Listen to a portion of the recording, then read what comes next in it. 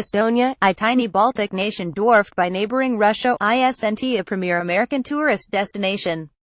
But when Vice President Mike Pence arrives there on Sunday, he'll be just the latest in a parade of senior Washington officials to visit in recent months. Sen. John McCain Rares led a congressional delegation to Estonia in December, and so did Sen. Lamar Alexander R10, in June. America's top NATO general dropped by in March, followed soon after by House Speaker Paul Ryan in April. President Barack Obama himself gave a September 2014 address in the Estonian capital of Tallinn. Story continued below. Why all the fuss over a nation of just 1.3 million with a landmass roughly half the size of Maine? The short answer is Russian President Vladimir Putin. Situated across a 200-mile-long border with Russia, Estonia, invaded by the Soviet Union in World War II and occupied for 70 years, is seen by strategists as a likely target for Russian aggression that could test the NATO alliance. Estonia is home to some 300,000 ethnic Russians whom many fear Putin could incite or take action to protect. And a recent RAND study showed a surprise Russian offensive could reach Tallinn within 36 to 60 hours. The unease is especially high ahead of a massive Russian war game this fall, which experts see as a dry run for a possible invasion of the Baltics. Such fears will be the main focus of Pence's visit, according to a senior administration official who previewed the vice president's trip to reporters, which will include a meeting with Estonian Prime Minister Jüri Ratas and an address to Estonian Defense Forces HQ. By signing up, you agree to receive email newsletters or alerts from Politico. You can unsubscribe at any time. The vice president's speech there will underscore the administration's commitment to NATO, including Article 5, the official said Thursday. Many Estonians believe the only thing keeping Putin at bay is Article 5, the mutual defense guarantee of the NATO treaty, to which Estonia is a signatory. President Donald Trump has questioned Article 5 in the past, though he has more recently affirmed his commitment to defending fellow NATO members. In that sense, Estonia, an Eastern European democracy aligned with the West, has become a powerful symbol for the NATO alliance itself, and one that many security-minded U.S. officials are eager to embrace, providing comfort not just to Estonia but to all its neighbors fearful of Moscow. But Estonia's clout is also the result of a sustained influence campaign in Washington, D.C. The country's defense minister visited lawmakers on Capitol Hill in June, while its foreign minister scored FaceTime with Secretary of State Rex Tillerson in March. Current and former Estonian government officials are some of Europe's most visible at think tank events, skillfully schmoozing Washington politicians and journalists. They definitely punch above their weight, said Michael Carpenter, who served as a foreign policy advisor to Vice President Joe Biden and then as the Pentagon's top Russia's official. They're definitely good at working the political scene in Washington. All three Baltic nations, Estonia, Lithuania and Latvia, have stepped up their diplomatic contacts with the U.S. in recent years as a revanchist Russia builds up its forces on their borders. The three nations typically arrange joint meetings with administration officials, such as a confab with Secretary of Defense James Mattis in Lithuania in May. Pence will also meet Lithuania and Latvia's heads of state in Tallinn. The countries together host thousands of NATO troops stationed along Russia's border as part of the alliance's enhanced forward presence, which has grown significantly since Putin's March 2014 annexation of Ukraine's Crimean Peninsula and his ongoing military support for a pro-Russian separatist movement in eastern Ukraine. Those acts prompted Obama's trip to Tallinn, where he assured nervous Estonians that the U.S. would defend them against Russian aggression. Over 11,000 troops participated in an annual exercise known as Saber Strike in the Baltic region last month, wargaming NATO's response to a potential Russia's invasion.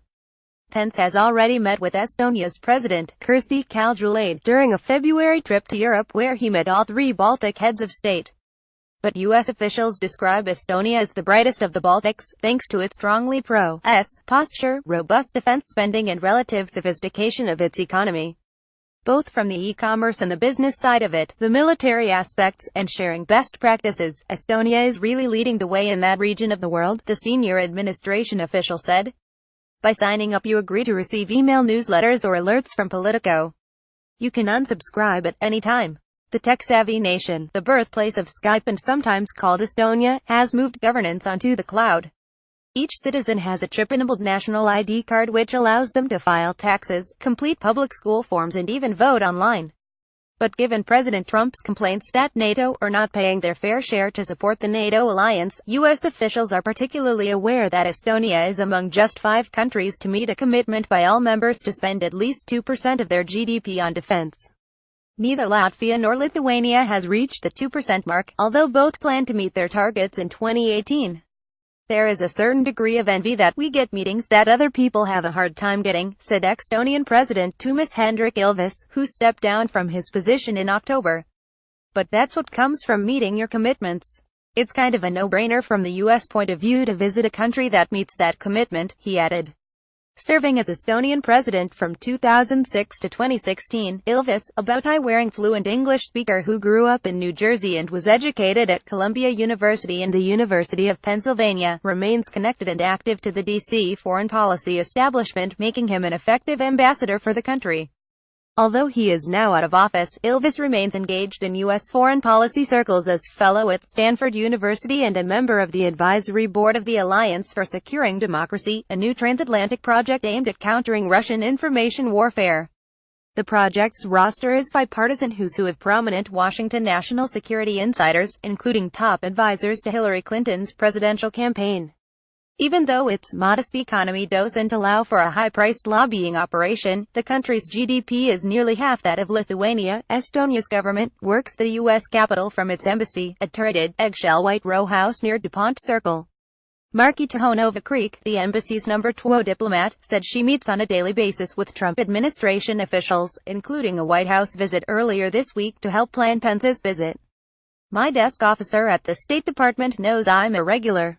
Former U.S. officials confirmed that Estonia casts a wide net across government agencies, knocking on any available door to enhance its alliance with the U.S. They did that even when Estonia wasn't technically part of my office's purview, said Dr. Evelyn Farkas, the Pentagon's Deputy Assistant Secretary of Defense for Russia's Ukraine and Eurasia from 20,100-2015.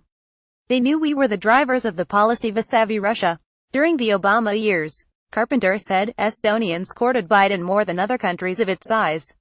A lot of people don't think to reach out to the staff of the vice president, Carpenter said. They were very, very good at checking in on a regular basis. Current and former Estonian officials also pop up in disproportionate numbers at think tank events and foreign policy conferences in Washington, and pay regular calls on Washington reporters to press their case. Some embassies around town really know how to work the scene, Carpenter said. The Estonians are a good example that works the whole scene. That hustle has paid off. 4 U.S. M1A2 Abrams tanks and 15 Bradley infantry combat vehicles arrived in February, while 2 F-35 jets, the latest generation of American fighters, conducted training exercises there in April. Those additions come as the Baltics turn a wary eye to major Russian military exercises, known as Zapadar West, this September, which could involve as many as 100,000 soldiers operating across the border. They are going to simulate attacking NATO member states. This is pretty clear, former Estonian Defense Minister Margus Tsahkna told Politico in April. This is a full-scale exercise. Top Russian officials have denied any intention to invade or subvert Estonia, and say the growing troop presence there is a dangerous provocation. But some analysts said the Estonians have avoided self-defeating hysteria about the Russian threat. Washington is always a little bit skeptical about those who can be emotional or hyperbolic about threats from the East, said Ian Brzezinski, the Deputy Assistant Secretary of Defense for Europe and NATO during the George W. Bush administration. The Estonians have figured out how to thread that needle. Earning the country goodwill is its skill in combating Russian cyber and intelligence operations. Russia targeted Tallinn with a huge cyber attack in 2007, targeting its parliament, banks, broadcasters and newspapers following a dispute with Moscow over the relocation of a Soviet war memorial. Since then, Estonia has bolstered its cyber defenses and know-how. The country is home to a NATO cyber center and hosts an annual cyber war game called Locked Shields, which U.S. European Command participated in last year. Ilves boasts that his government is quick to grab Russian intelligence operatives who cross into his country border. We have a really good counterintelligence, Ilves said. We've arrested as many moles as Germany.